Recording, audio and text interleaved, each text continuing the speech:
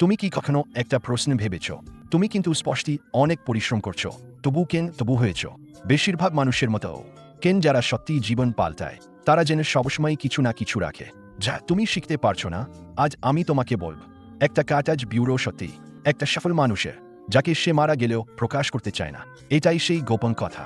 ভাল করে স্মরণ করো, তোমার জীবনে যেগুলো সবচেয়ে গভীর আফসোস, সর্ববৃহৎ ক্ষতি, সবচেয়ে কষ্টদায়ক অনুশোচনা, এইসব কিনা ঘটে যেগুলো তুমি বেছে নিয়েছ আরামদায়ক, সহজ বা দলের সঙ্গে মিশে থাকার পথ বেছে নিয়ে। আমরা প্রত্যেকে জন্মগ্রহণ করি একটা প্রিইনস্টলড সিস্টেম নিয়ে। এই সিস্টেমটিকে বলা হয় মানুষের প্রকৃতি। প্রাচীনকালে এটা আমাদের পূর্বপুরুষদের বাঁচতে সাহায্য করেছে। উচ্চ ক্যালোরির খাবার দেখলে লোভ লাগে, কারণ এতে শক্তি জমা রাখা যায়। সংকেত এলে ভয় পেত, কারণ তা জঙ্গলে প্রাণীর হাত থেকে বাঁচতে দেয়। দলের সাথে মিল রেখে চলার প্রবৃত্তি আমাদের উপজাতি থেকে ত্যাগ-হোদা রোধ করেছিল। কিন্তু সমস্যা হলো আজকের যুগটা বদলে গেছে। বস্তুতত্ত্ব এখন প্রচণ্ডভাবে সমৃদ্ধ, মানসিকভাবে অতিরিক্ত প্রতিযোগিতা চলছে। এই পূর্ণ সিস্টেমটা বরং আমাদের সবচেয়ে বড় খাড়া হয়ে দাঁড়িয়েছে।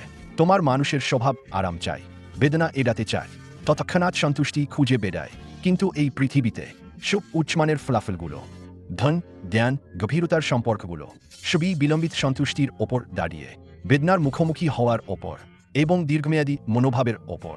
কনফ্লিক্ট এখানেই। তুমি উত্থান চাই, তোমার চাইতে এমন কিছু জিনিস যেগুলো কেবল গণিতের কম মানুষেরই থাকে। কিন্তু তুমি যে অনুসরণ করছ তা হচ্ছে অধিকাংশ লোক যে পথটাই নিয়ে যাচ্ছে, যে নিচুতলার কোডগুলো তোমায় আরাম দেয়, ওগুলো কি তোমাকে এগিয়ে নিয়ে যাবে?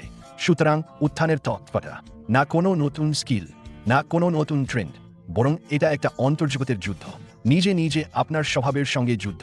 তুমি শিখে নিতে হবে মানব স্বভাবের বিরুদ্ধে কাজ করতে, তবেই তুমি সুদীর্ঘ রিটার্ন পাবে। আজকের এই কথাটা আমি তোমার সঙ্গে শেয়ার করব সেই মানুষদের কাহিনী যারা আসলেই স্তর বদলিয়েছে। ওরা প্রাণপণে অনিচ্ছে, যেসব নিচুতলা লজিক তোমায় বলবে না। চিন্তা করো না, আমি চাইব না তোমাকে একটা নির্মম মেশিন বানাতে। আগুলো ঠিক উল্টো, আমি তোমাকে তোমার জীবনের কন্ট্রোল ফিরিয়ে দিতে সাহায্য করব। আর এই পূর্ণ স্বাভাবিক প্রবৃত্তিতে বন্দী থাকবে না। আর আমি ধাপে ধাপে বলবো কিভাবে ঠিক এক এক করে করতে হবে। কৌশলে তোমার প্রকৃত স্বভাবকে উর্ষা করো, এগুলোকে পরিণত করো তোমার উপরে উঠার সিঁড়িতে। মোট 6টা নীতি আছে, আমরা এক একটা করে বলবো। আগে প্রথমটিকে বলি, এটাই সবচেয়ে সাধারণ মানুষের ফাঁদ, তৎক্ষণাৎ উপভোগ করা। তোমার মস্তিষ্কে আছে একটা পূর্ণ পুরস্কার ব্যবস্থা, যা ডোপামিন দ্বারা চালিত। এটা বলে ভক্ত হলে খাও, থাকলে ঘুমাও, বোরিং লাগলে ফোন উল্টে ফেলো, চাপ বেশি হলে গেম খেলো। এটা যা চাইছে তা হলো একেবারে এখনই যে আনন্দ তুমি পেতে পারো। তাই তুমি সেই রাতে যা পড়তে হওয়া উচিত ছিল, এক এপিসোড করে শর্ট ভিডিও দেখবে এবং চোখ উঠবে রাত 2টা। তুমি ডায়েট শুরু করার প্রথম দিন এক টুকরো কেক সহজেই তোমাকে জয় করে নেবে। তারপর তুমি নিজেকে সান্ত্বনা দেবে, কাল থেকে শুরু করব।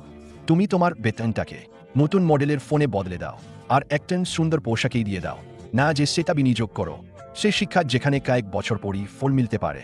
এটা তোমার ভুল নয়, এটা সবার ডিফল্ট সেটিং। মনোবিজ্ঞানে একটা ক্লাসিক পরীক্ষা আছে যাকে বলা হয় মার্শমেলো পরীক্ষা। গবেষকরা কিছু শিশুকে নিয়ে এসেছে, প্রত্যেককে একটা মার্শমেলো দিল, বল যদি তুমি 15 মিনিট ধরে খাও বন্ধ রাখো তাহলে আরেকটা দেওয়া হবে।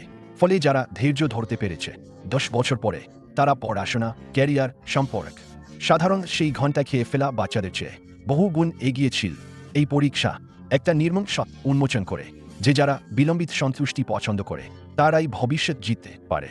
তাই মানবিরোধী প্রথম ধাপটা হলো তুমি সক্রিয়ভাবে বর্তমানের আনন্দের বিরুদ্ধে লড়া শুরু করো, অর্থাৎ এখনকার তৎক্ষণাৎ সুখে থেকাও।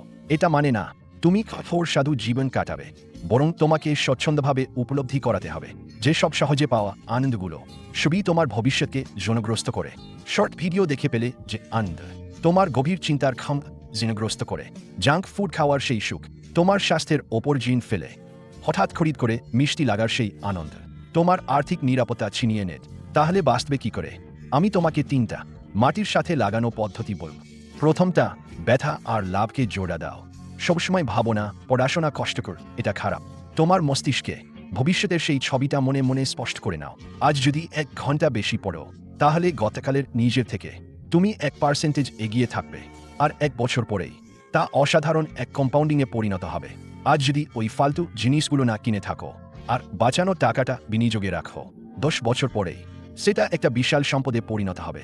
ভবিষ্যতের সেই মার্শমেলোটা তোমাকে স্পষ্টভাবে ভাবতে হবে, সেটাকে উজ্জ্বল করে রাখো, আর সেটাই যেন তোমার সামনের প্রলোভন ঠেকানোর আলোকবর্তিকা হয়ে ওঠে। দ্বিতীয়, একটা ছোট রুটিন বা অনুষ্ঠান তৈরি করো নিজের প্রবৃত্তির বিরুদ্ধে লড়াই করতে। শুধু ইচ্ছাশক্তির ওপর নির্ভর করলে চলবে না, ইচ্ছাশক্তি তো ধীরে ধীরে ফুরিয়েই যাবে। তাই একটা নির্দিষ্ট আচার বা রুটিন দিয়ে শুরু করো। ধরো, কঠিন একটা কাজ শুরু করতে হবে, আগে 5 মিনিট সময় নাও ডেস্ক গুছিয়ে নিতে। এক কাপ চা বানাও, নয়েজ ক্যান্সেলিং হেডফোন পরো, আর নিজেকে বলো, চল শুরু হলো।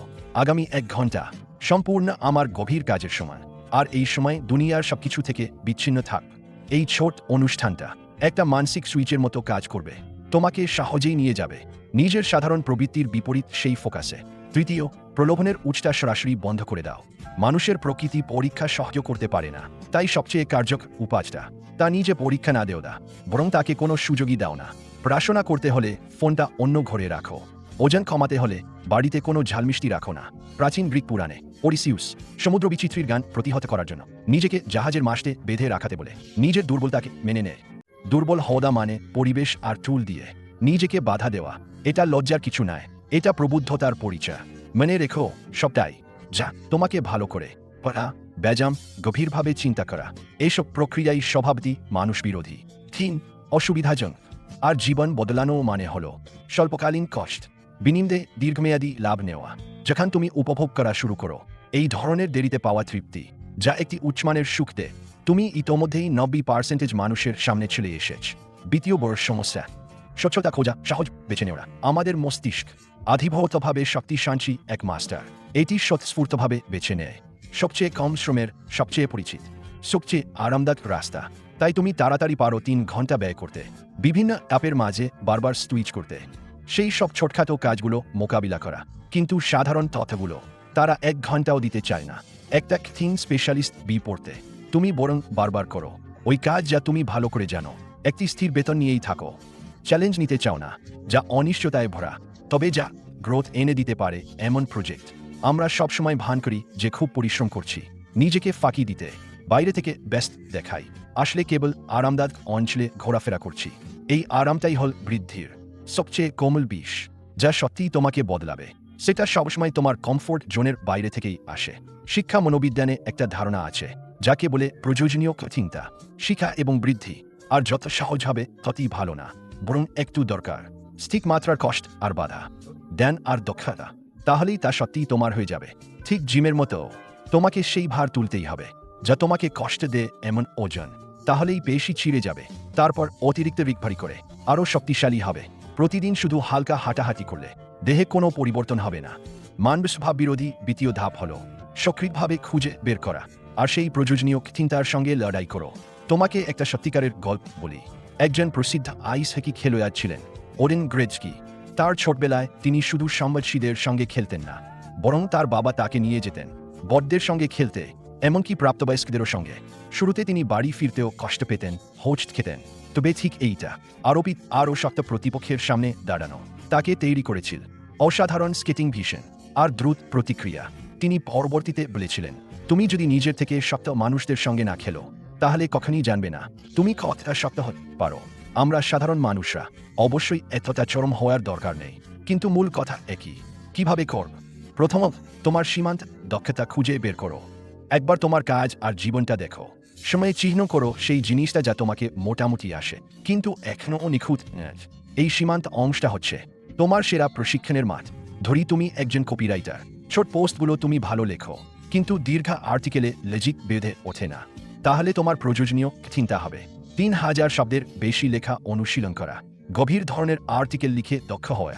তুমি যদি একজন প্রোগ্রামার হও, তুমি ব্যবসায়িক কোড অনেক জানো কিন্তু বেস লেভেলের অ্যালগরিদমে শুধুমাত্র আংশিক বোঝাপড়া, তাহলে তোমার প্রয়োজনীয় চিন্তা হলো প্রতিদিন একটা অ্যালগরিদমের কঠিন সমস্যা করা। দ্বিতীয়ত, চ্যালেঞ্জগুলোকে গেমিফাই করো।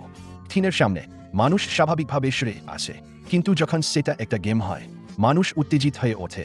তুমি রুটিনের বিষয় চ্যালেঞ্জকে স্তর ঊর্ধ্বগামী লড়াই বানিয়ে ফেলো। নিজের জন্য পরিষ্কার লেভেল আর পুরস্কার ঠিক করো। উদাহরণস্বরূপ, একখানা মাথা ঘামানো বই পুরো পড়লে নিজেকে একটা সিনেমার টিকিট দাও। কোনো চ্যালেঞ্জিং প্রজেক্ট সফল হলে নিজেকে একদল ছোট্ট ছুটি দাও।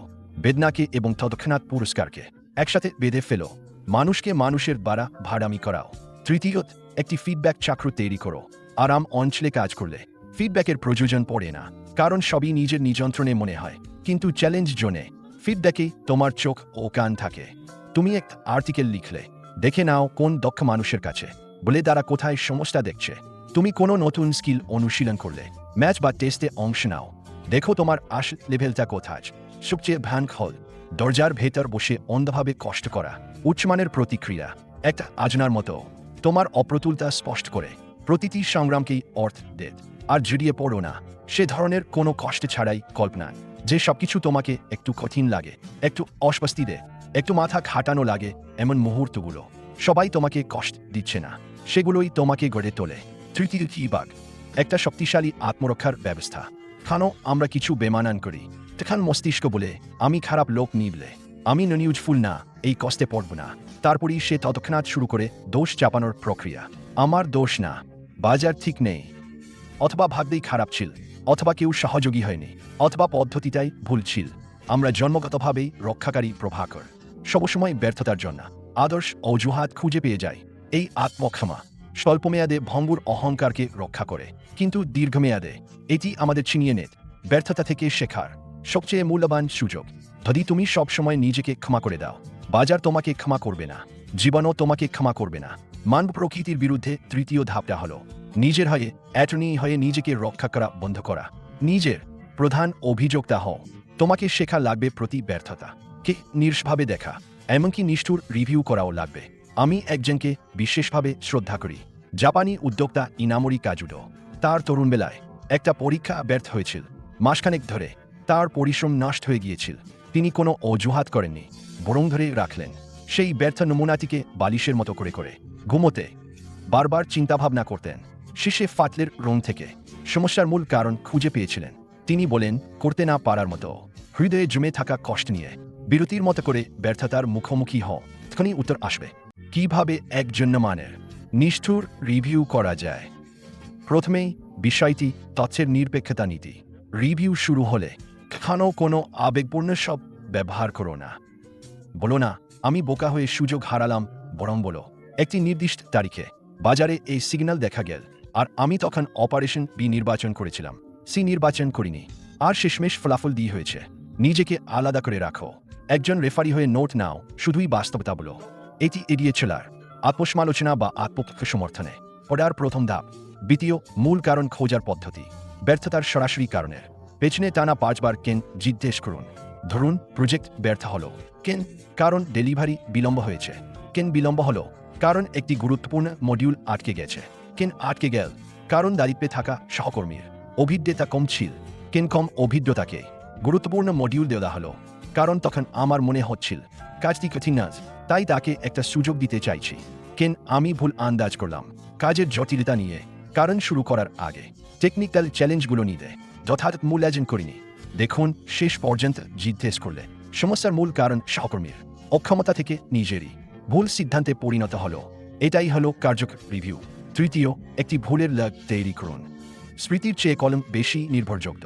প্রতিটি রিভিউ থেকে যে আসল শিক্ষা পান তা লিখে রাখুন। এই লগটি আপনার লজ্জার তালিকা নয়, বরং এটি আপনার সবচেয়ে মূল্যবান ব্যক্তিগত সম্পদ। পরের বোর্ড সিদ্ধান্ত নেওয়ার আগে সেটা ঘেঁটে দেখো কোনো মিল আছে কিনা, আর কি শেখার মতো শিক্ষা পাওয়া যায়। একজন মানুষের এগিয়ে যাওয়ার গতি নির্ভর করে না সে কতটা বুদ্ধিমান, বরং নির্ভর করে সেই ভুল থেকে দ্রুত শিখতেই পারে। নিজেকে অহেতুক প্রশ্ন আর ক্ষমা করা বন্ধ করো। প্রতিটা ব্যর্থতা তোমার চিন্তার মান বাড়াতে নেওয়া একটা দামি ক্লাস। এই টিউশন ফি হলো তোমার যন্ত্রণার মুখোমুখি হওয়ার সাহস। যারা নিজের বিরুদ্ধে কঠোর হতে পারে তারাই বাস্তব জীবনে সবকিছু অনায়াসে সামলাতে পারে। চতুর্থ বাধাটা হলো দলগত স্বীকৃতি বা সবার মতো হওয়া। আমরা সামাজিক প্রাণীদের বংশধর। পূর্বপুরুষরা দল ছাড়লে মানেই ছিল মৃত্যু, তাই সবার স্বীকৃতি পেতে চাই, আর আলাদা হয়ে পড়ার ভয় আমাদের জিনে গেঁথে গেছে। আজকের দিনে এই প্রবৃত্তিটা এমন রূপ নিয়েছে, জিনিস কিনতে গিয়ে সবচেয়ে বেশি বিক্রি হওয়াটা দেখা, পড়াশোনা বা চাকরি বেছে নেওয়া, যেটা এখন সবচেয়ে জনপ্রিয়, যেটা সবাই করছে সেটা করার প্রবণতা। নিজের মতামত দেওয়ার আগেই আশেপাশের লোকের প্রতিক্রিয়া দেখে নেওয়া, সহজে কাউকে না বলার বা বিরোধিতা করার সাহস না করা। আমরা ভয় পাই আলাদা হতে, ভয় পাই নিজেকে অন্যরকম দেখাতে, এই সমষ্টির স্বীকৃতি পাবার আকাঙ্ক্ষা। এটি আমাদের নিরাপত্তাবোধ দিয়েছে, কিন্তু একই সাথে আমাদের ধারালো দিকগুলো ভোরতা করে দিয়েছে, আর সৃজনশীলতাকেও থামিয়ে দিয়েছে। আসল সুযোগগুলো কখনোই ভিড়ের মধ্যে বা কোলাহলপূর্ণ জায়গায় থাকে না। যখন সবাই একই দিকে ছুটছে সেই দিকটাজ সাধারণ আর কোনো লাভের সুযোগ থাকে না, বরং এটা একটা বিশাল ফাঁদও হতে পারে। বিনিয়োগ হোক, ব্যবসা শুরু করা হোক বা ব্যক্তিগত উন্নতি, আসল সাফল্য বা পরিবর্তন সবসময় স্বাধীন চিন্তা আর নিজের বিচারের ওপর দাঁড়িয়ে থাকে। তাই স্বভাব বিরোধী বা মান প্রকৃতির বিরুদ্ধে যাওয়ার চতুর্থ ধাপ হল ভিড়ের টান বা সামাজিক চাপ থেকে নিজেকে মুক্ত করা আর উপভোগ করা, এমনকি ইচ্ছে করেই বেছে নেওয়া একটা গভীর আর গুণ একাকিত্বকে। এখানে আমি যে একাকিত্বের কথা বলছি সেটা আপনাকে সামাজিক সম্পর্ক ছিন্ন করে ফেলতে বলছে না বা একজন অসামাজিক মানুষ হয়ে যেতে, বরং এটা একটা মানসিক অবস্থা, এমন এক অবস্থা যেখানে আপনি বাইরের সব কোলাহল আর বিভ্রান্তি ছেঁকে ফেলতে পারেন আর নিজের দিকে মনোযোগ দিতে পারেন, নিজের অন্তরের ডাক শোনার ক্ষমতা রাখতে পারেন। জার্মান দার্শনিক শোপেনহাউয়ার বলেছিলেন, একজন মানুষ কেবল তখনই যখন সে একা থাকে, সত্যিকার অর্থে নিজের হয়ে ওঠে। ভিড়ের মধ্যে বা দলে থাকলে আমরা নানা রকম ভূমিকা পালন করি, ছেলে, স্বামী, কর্মী, বন্ধু। মুখে মুখোশ পরে রাখি, শুনতে ভালো কথা বলি আর সবাই যা আশা করে ঠিক তাই করি। কিন্তু একমাত্র একা থাকার সময় তখনই আপনি সেই মুখোশ খুলে ফেলতে পারেন। আসলে নিজের সঙ্গে কথা বলো, তুমি আসলে কি চাও? তুমি সত্যি কোন জিনিসগুলোকে গুরুত্ব দাও? তোমার জীবন কোথায় যাবে? এই চূড়ান্ত প্রশ্নগুলোর উত্তরগুলো শুধু একাকিত্বের মাঝেই উদ্ভাসিত হয়। এই ক্ষমতা কিভাবে গড়ে তোলা যায়? প্রথমত, একা থাকার জন্য জায়গা ঠিক করো। প্রতিদিন বা প্রতি সপ্তাহে নিজের জন্য একটা সময় নির্ধারণ করো যেখানে কাউকেই তোমাকে ভাববে না। 1 ঘন্টা হতে পারে অথবা বিকেলও হতে পারে। মোবাইলটা বন্ধ করো, কম্পিউটারও কোনো মানুষও দেখা যাবে না। পাহাড়ে বা শান্ত একটি কফি শপে হাঁটো অথবা বাড়িতে বসে নির্ভাবে ভাবো। এই বদলটা তোমার অন্তরে জায়গা ছাড়া করে দে।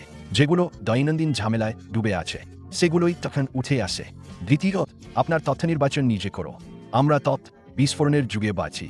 বিভিন্ন খবর, বিসিপ, মতামতের মতো মস্তিষ্কে ঢুকতে থাকে। এগুলো আমাদের স্বাধীন চিন্তা হারিয়ে দিয়ে যায়। তুমি শিখতে হবে তথ্য প্রবেশ নিজে নিয়ন্ত্রণ করতে। অনুসরণ বন্ধ করো সেগুলোকে যা শুধু আবেগ উস্কে দেয়। অবশ্যই কুৎসিত বা বস্তুনিষ্ঠ না এমন মিডিয়া ও ব্লগারদের ক্লাসিক পড়াশোনা করে শুরু করো। খুব ছোট ছোট খবর স্ক্রোল করার বদলে একটা সমস্যার উপর গভীরভাবে চিন্তা করো। 100টা শিরোনাম ছুঁড়ে দেখে ফেলবার বদলে তোমার মানসিক জগৎটা তুমি যা খাও তাইর মতোই, যা মনোযোগ দিয়ে পরিচালনা করা দরকার। তৃতীয়ত, উল্টোভাবে চিন্তা করার অনুশীলন করো। যে কোনো মতামত বা সুযোগ যখন দেখতে অনেকেই পছন্দ করছে বলে মনে হয়, সবাই যখন বলে এটা ভালো, তখন তোমার মধ্যে তৈরি করো একটা মানবীয় অভ্যাস। একটু থেমে ভাবো, তার বিপরীতটা কি হতে পারে? ঝুঁকি কোথায়? আর যদি সবাই ভুল করে থাকে তখন? চার্লি মাঙ্গার হলেন উল্টোভাবে চিন্তা করার মাস্টার। তিনি সবসময় বলেন, উল্টোভাবে ভাবো, সবসময় উল্টোভাবে ভাবো। এই ধরনের চিন্তাভাবনা তোমাকে দিতে পারে ওইসব অন্ধদর্শন দেখার ক্ষমতা যা অন্যরা দেখতে পায় না, আর তাই তুমি ধরতে পারবে সেই সুযোগগুলো। মনে রেখো, সব মহান সৃষ্টি, সব ধরনের বিপ্লবী ভাবনা স্বাধীনতা আমায় একারিতাতেই জন্মায়। যখন তুমি সাহস করে যাও এমন এক পথে যেখানে কম মানুষ ছেলে, তুমি হয়তো সাময়িকভাবে হারাবে কিছু সমর্থন তার তালিধামকি, কিন্তু শেষ পর্যন্ত তুমি জিতবে। গোটা বিশ্বে পঞ্চম মারাত্মক দুর্বলতা আবেগ দ্বারা চালিত হওয়া। আমাদের সিদ্ধান্তগুলো অনেকটাই কঠোর যুক্তির ওপর নির্ভর করে না, বরং ভয়, লোভ, রাগ, ঈর্ষার মতো আদিম আবেগ দ্বারা প্রভাবিত হয়। তুমি কি কখনো আকস্মিক আবেগের বসে এমন কিছু বলেছ জানিয়ে এখন খুব আফসোস, কিংবা বাজারের উন্মাদ নাচ দামি শেয়ার কিনে পরে বড় সম্মুখীন হয়েছ, কিংবা বসের বকুনির ভয়ে এমন একটা সমস্যা গোপন করে রেখেছ যা আগেই প্রকাশ হওয়া উচিত ছিল, আর শেষমেশ বড় বিপদ ডেকে এনেছ? এগুলো সবই আবেগ তোমার হয়ে সিদ্ধান্ত নিচ্ছে। আমাদের মস্তিষ্কের গঠনই এমন, যেখানে আবেগ নিয়ন্ত্রণকারী অ্যামিগডালা সংকেত পাঠানোর গতি যুক্তিনির্ভর প্রিফ্রন্টাল কর্টেক্সের চেয়ে অনেক দ্রুত। তাই চাপ বা জরুরি অবস্থায় আমরা আগে অনুভব করি, তারপর চিন্তা করি। যে ব্যক্তি তার আবেগ নিয়ন্ত্রণ করতে পারে না, সে তার নিজের জীবনও নিয়ন্ত্রণ করতে পারে না। তোমার আবেগ যেন একটা উন্মত্ত ঘোড়া, যদি তাকে বসে না আনো তবে সে তোমাকে খাদে ধাক্কা দিয়ে ফেলবে। স্বভাববিরুদ্ধ পঞ্চম ধাপ হল উত্তেজনা এবং প্রতিক্রিয়ার মাঝে যুক্তির একটা দেয়াল বা ফায়ারওয়াল গড়ে তোলা। আবেগের মালিক হতে শেখা দাসনান এই ক্ষেত্রে সবচেয়ে শিখবার মতো হলো বিনিয়োগকারী ডালিও। ডালিও তিনি এক সাক্ষাৎকারে বলেছিলেন, যখন তিনি তরুণ ছিলেন একবার অতিরিক্ত আত্মবিশ্বাসের কারণে তিনি সব টাকা ঝুঁকিতে লাগিয়েছিলেন। তারপর বাজার ধাক্কা খেয়ে পড়ল, ফলে তিনি প্রায় দেউলিয়া হয়ে যাচ্ছিলেন। এই দেশের পর তিনি ভাগ্যকে দোষ দিলেন না, বরং আবেগকে ঠান্ডা করে দিলেন। শান্ত হাতে লিখে ফেললেন একটা সিদ্ধান্ত নেওয়ার নীতিমালা। যেটাই পরে ব্রিজওয়াটার ফান্ডের ভিত্তি হয়ে দাঁড়ায়। তিনি বলতেন, যন্ত্রণার সঙ্গে রিফ্লেকশন মিলে উন্নতি হয়। যন্ত্রণার নিজের কোনো মূল্য নেই, কিন্তু যদি তাতে যুক্ত করো যুক্তিবাদী রিফ্লেকশন, তাহলে সেটা সবচেয়ে সম্পদে পরিণত হয়। কিভাবে এই ধরনের ফায়ারওয়াল গড়বে? প্রথমত, 6 সেকেন্ড থামতে শিখো। যখন আবেগ মাথায় উঠে আসে, যেমন রাগ হলে, ভয়, লোভ, নিজেকে 6 সেকেন্ডের একটা বিরতি দাও। গভীর শ্বাস নাও, 6 পর্যন্ত গোনা। এভাবে প্রিফ্রন্টাল কর্টেক্স এগিয়ে আসতে পারে। এই 6 সেকেন্ড অনেকটাই আবেগভিত্তিক সিদ্ধান্ত থেকেও 90% বাঁচায়। বিতিরত সিদ্ধান্তটা লিখে ফেলো। মাথায় শুধু রাখবেন না, একটি কাগজ নাও, লিখে ফেলো এখন তোমার অনুভূতি কি, তারপর লিখো অবজেক্টিভ ফ্যাক্টগুলো কি, আর শেষে লেখো তুমি কি করতে যাচ্ছ। লেখার প্রক্রিয়াটি নিজেই হলো যুক্তির হস্তক্ষেপ। তৃতীয়, আগে থেকেই সিদ্ধান্তের একটি তালিকা তৈরি করুন। আগে থেকেই ঠিক করে রাখুন, যদি শেয়ার বাজার হঠাৎ পড়ে যায়, তখন আমার কি করা উচিত? যদি কেউ আমাকে রাগানোর চেষ্টা করে, তখন আমার কি করা উচিত? যদি কোনো বড় প্রলোভন আসে, তখন আমার কি করা উচিত? এই যৌক্তিক নিয়মগুলো আগে থেকে লিখে রাখুন। আবেগ বা উত্তেজনা যখনই আসবে, তখন শুধু সেই নিয়মগুলো মেনে চলুন। মুহূর্তের আবেগে সাড়া দেবেন না। একজন প্রকৃতপরি মানুষের কোনো আবেগ নেই এমন না, বরং আবেগ যেন তাদের নিয়ন্ত্রণ করতে না পারে। এটাই হলো শীর্ষস্তরের প্রজ্ঞা, আর জীবনে ফিরে দাঁড়াতে এটি অপরিহার্য গুণ। সবশেষ যেটি, সেটি সবচেয়ে মৌলিক। মানুষের স্বভাবের বিপরীতে ছেলা নিজাম। চিন্তা করতে অলস হওয়াটা রুখে দেওয়া। আমাদের মস্তিষ্ক ঠিক পেশির মতো, ব্যবহার করলে বাড়ে, না করলে ক্ষতাজ। কিন্তু মানুষের স্বভাবই হলো চিন্তা করতে অলসতা করা। আমরা বরং পছন্দ করি সরাসরি দেওয়া ফলাফল গ্রহণ করতে, নিজে যুক্তি দিয়ে তা বের করে আনতে নয়। আমরা সহজ কোনো লেবেল বা নাম দিয়ে জটিল বিষয়গুলোকে সৌন্দর্যিত করতে পছন্দ করি, বরং এর পেছনের মূল কারণ বা নীতি জানার চেষ্টা করি না। আগের অভিজ্ঞতার ওপর নির্ভর করতেই পছন্দ করি। নতুন পরিস্থিতির ওপর ভিত্তি করে চিন্তার ধরন বদলান। চিন্তার এই আলস দৈনন্দিন জীবনে হয়তো তেমন ক্ষতি করে না, কিন্তু এটা মূল তোমার উন্নতির সব রুদ্ধ করে দেয়। আজকের যুগে মানুষে মানুষে সবচেয়ে পার্থক্য আর তথ্যের পার্থক্য নয়, বরং চিন্তার গভীরতাই আসল ফারাক। একই তথ্যেও কেউ কেউ কেবল উপরিভাগই দেখে, আবার কেউ ভবিষ্যৎ ধারা লক্ষ্য করে। একই সমস্যাতেও কেউ কেবল সাধারণ সমাধানই খোঁজে, আবার কেউ খুঁজে পায় সম্পূর্ণ ভিন্ন উপায়। এই পার্থক্যটাই আসে গভীরভাবে চিন্তা করার ইচ্ছা থেকে। তাই প্রাকৃতিক প্রবৃত্তির বিরুদ্ধে ধাপ হলো চিন্তার আলসের বিরুদ্ধে সক্রিয় লড়াই করা। বেশি গড়ার মতো করে ইচ্ছে করেই চিন্তাশক্তি চর্চা করুন। এই বিশ্বে যার উদাহরণ সবচেয়ে স্পষ্ট, তিনি হলেন ইলন মাস্ক। তিনি বারবার প্রথম নীতির চিন্তা ধারণাটির কথা বলেন, কোনো কিছুকে ভেঙে ফেলা, আবার মৌলিক সত্য আর অটল তথ্যে ফিরে যাওয়া, তারপর সেই ভিত্তি থেকে নতুন করে গড়ে তোলা। রকেট তৈরি করতে গিয়ে তিনি বর্তমান রকেট কিভাবে সস্তা করা যায় ভাবেননি, বরং প্রশ্ন করেছেন রকেটের মূল উপাদান আসলে কি। অ্যালুমিনিয়াম, টাইটানিয়াম, তামা, কার্বন ফাইবার, এই কাঁচামালগুলো বাজারে কত দাম? রকেটের মোট খরচের কেবল 2% জুড়ি। তাহলে সমস্যাটা অবশ্যই উৎপাদন প্রক্রিয়াজ। তখন তিনি সিদ্ধান্ত নেন নিজে শূন্য থেকে তৈরি শুরু করবেন। খরচ 90% কমিয়ে ফেললেন এবং পুরো ইন্ডাস্ট্রি উল্টে দিলেন। এটাই গভীর চিন্তার শক্তি। এটি প্রচুর মানসিক শক্তি খায়, এটি চরমভাবে মানবসভা বিরোধী, কিন্তু এটা তোমাকে বদলে দেবে, অতুলনীয় অন্তর্দৃষ্টি দেবে। আমরা সাধারণ মানুষ কিভাবে গভীর চিন্তা অনুশীলন করব?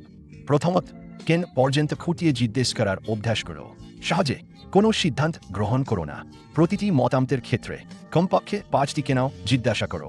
উদাহরণস্বরূপ, কেউ বলে শর্ট ভিডিও এখন সবচেয়ে ট্রেন্ড। তুমি জিজ্ঞাসা করবে, কেন এটা ট্রেন্ড? কার উপকারের জন্য এই রেডিও? আমার সুবিধা কি? এখন এলে দেরি হয়েছে কিনা? এই ট্রেন্ড কতদিন স্থায়ী হতে পারে? এসব জিনিস পরিষ্কার করে নাও। তোমার সিদ্ধান্ত অন্ধভাবে অনুসরণ করা হবে না। দ্বিতীয়ত, থিমভিত্তিক পড়াশোনা। আর শুধু তৃপ্তি পাওয়ার জন্য বেঁচে খাওয়া এলোমেলো পড়া। নিজের জন্য একটা থিম ঠিক করো। উদাহরণস্বরূপ, যোগাযোগ দক্ষতা, বিনিয়োগ ও আর্থিক পরিকল্পনা, কৃত্রিম বুদ্ধিমত্তা। তারপর 1-2 মাস সময় দাও। এই থিমের আওতায় সেরা 5-10টা ক্লাসিক খুঁজে নিয়ে একসাথে পড়া শুরু করো। তো খেয়াল করবে বিভিন্ন লেখ বিভিন্ন দিক থেকে একই সমস্যাটা ব্যাখ্যা করে খানত, খণ্ডিত ও বিরোধীও হবে। এই প্রক্রিয়াটা তোমাকে চাপ দেবে তুলনা করতে, যাচাই করতে, মিলিয়ে নিতে। অবশেষে তুমি পাবে নিজেরই এক ত্রিমাত্রিক ও গভীর বোঝাপড়ার ফ্রেমওয়ার্ক। তৃতীয়টা, ফেইম্যান শেখার পদ্ধতি। শেখার জন্য পড়াও। নতুন কোনো জ্ঞান শেখার পর চেষ্টা করো সবচেয়ে সহজ সরল ভাষায় একজন পুরো অনবিদ্যকে বোঝাতে। উদাহরণস্বরূপ, তোমার পরিবারকে, এমনকি কোন শিশুকেও বলার পথে তুমি সঙ্গে সঙ্গেই দেখে নেবে কোথায় তুমি আসলে বুঝনি, কোথায় তোমার লজিক ছেদ হয়েছে। এই আউটপুট বাধ্যতামূলক ইনপুট প্রক্রিয়া। পরীক্ষার মতো এটা শনাক্ত করে তুমি সত্যি কি জ্ঞান আয়ত্ত করেছ কিনা। এটা সব শিক্ষাকে মোকাবিলার একটা সেরা উপায়। শরীরের অলসতা, চিন্তার আলস, এতে তোমার জীবন বিকৃত হয়। এই দ্রুত বদলানো পৃথিবীতে একমাত্র যা তোমাকে অপ্রতিরোধ রাখবে তা তোমার থাকা জ্ঞান নয়, বরং তুমি ধারাবাহিকভাবে অর্জন করতে পারার উচ্চমানের জ্ঞান গ্রহণের ক্ষমতা।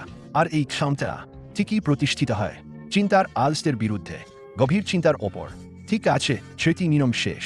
দ্রুত একবার রিভিউ করি। তাৎক্ষণিক তৃপ্তির বিরুদ্ধে বিলম্বিত সন্তুষ্টি দিয়ে দীর্ঘমেয়াদী সুখ বদলাও। সহজ পথের দিকে পালানোর বিরুদ্ধে প্রয়োজনীয় চিন্তার মধ্যে আসল বৃদ্ধি অর্জন করো। সক্ষমার বিরুদ্ধে নির্দয় রিভিউ ব্যবহার করে ব্যর্থতাকে পরিণত করো। দানোন্নতির সিডিতে গোষ্ঠী স্বীকৃতির বিরুদ্ধে সক্রিয় একান্তে নিজের অন্তরের সত্যিকারের আওয়াজ শোনো। আবেগ চালিত থাকার বিরুদ্ধে একটি তর্কভিত্তিক ফায়ারওয়াল গঠন করো। আবেগের মালিক হও। চিন্তার আলসের বিরুদ্ধে গভীর চিন্তা ব্যবহার করে অন্যান্যদের থেকে মূল পার্থক্য গড়ে তোলো। আমি জানি এই 6টি পথ প্রত্যেকটি অনুসরণ করা কঠিন। এটি মানে তোমাকে ত্যাগ করতে হবে সামনের আরামটা, নিজের দুর্বলতাকে মুখোমুখি করা, এক সময়ের একটি একাকিত্ব সহ্য করা, জন্মগত তাড়নাগুলোর বিরুদ্ধে লড়া। এই প্রক্রিয়াটি সংঘর্ষ আর বেদনায় ভরা। তবে আমি যা বলতে চাই, যাকে আমরা বলে থাকি ফিরে দাঁড়ানো, সেটা কখনোই সহজ বা আনন্ময় নয়। এর মূল তত্ত্ব হল এটা এক ধরনের স্বতন্ত্রের যুদ্ধ। তুমি আগে সাধারণ ছিলেন, এটা তোমার অপর্যাপ্ত প্রচেষ্টার জন্য নয়, বরং কারণ তোমার চেষ্টা সবগুলোই ব্যবহার হয়েছে মান স্বভাবের ধারণ ছেড়ে যেতে। তুমি কৌশলে পরিশ্রম করেছ, কিন্তু কৌশল দিয়ে ঢেকে রেখেছ কৌশলের অনুপস্থিতি। আর আজ তুমি বুঝে ফেলেছ সত্যিকারের পরিবর্তন ভিতরের দিকে ছুরি চালানো থেকে আসে। এই 6টি নীতি তোমাকে নিজের স্বভাবকে ঘৃণা করতে বলছে না, বরং বলছে তুমি সেটাকে বুঝে নাও, তারপর তা অতিক্রম করো। যেমন একজন দক্ষ দাবিওয়ালা, সে জঙ্গলি ঘোড়াটিকে হত্যা করে না, বরং ঘোড়ার বন্য সত্তাকে বোঝার চেষ্টা করে, তারপর চতুর কৌশল দিয়ে ওর ওপর ইচ্ছাশক্তি দিয়ে রাজত্ব করে আর তার শক্তিকে নিজের কাজে লাগাও। আমরা মানুষ হয়ে জন্মেছি, আমাদের ওপর দেওয়া আছে মান স্বভাব, এই প্রাচীন কাজের সিস্টেম। কিন্তু একই সঙ্গে আমাদের দেওয়া হয়েছে স্বাধীন ইচ্ছা, এই আরও উচ্চতর একটা অনুমতি। তুমি বেছে নিতে পারো এই পূর্ণ সিস্টেমকে আপনিই চলছে যেতে দিতে। এটাই তোমাকে সমসাময়িকতা ও লজ্জায় নিয়ে যাবে। অথবা তুমি বেছে নিতে পারো তোমার স্বাধীন ইচ্ছা ব্যবহার করে সচেতনভাবে ও সাহসের সাথে জীবন কাহিনী রিইনিশিয়েট করো। শেষে তোমাকে একটা উক্তি দিচ্ছি। মনোবিজ্ঞানী স্কট পেক তার বি দ্য রোড লেস ট্রাভেলডের শুরুতে লিখেছেন, জীবন বেদনায় ভরা। এটি একটি মহান সত্য। এটি বিশ্বের সবচেয়ে মহান সত্যগুলোর মধ্যে একটি। এর মহান্ত হচ্ছে যদি আমরা এটা বুঝে নিই, তাহলে আমরা জীবনের সীমা লঙ্ঘন করতে পারি। উত্থানের পথ স্বভাবটি বিপরীতধর্মী, এটা মূল মানুষের প্রতিকৃতি। আর যদি তুমি সত্যিই বুঝতে পারো, এটা মেনে নাও, অভিনন্দন, তোমার উত্থান ইতোমধ্যেই শুরু হয়েছে। ধন্যবাদ এখানে পর্যন্ত দেখার জন্য। এটি কাজে লাগল মনে হলে ভুলতে না পারো একটি লাইক দিতে। আমরা পরের দেখা মিলব। এই অডিওটি মোজিন গংফাং AI দ্বারা তৈরি।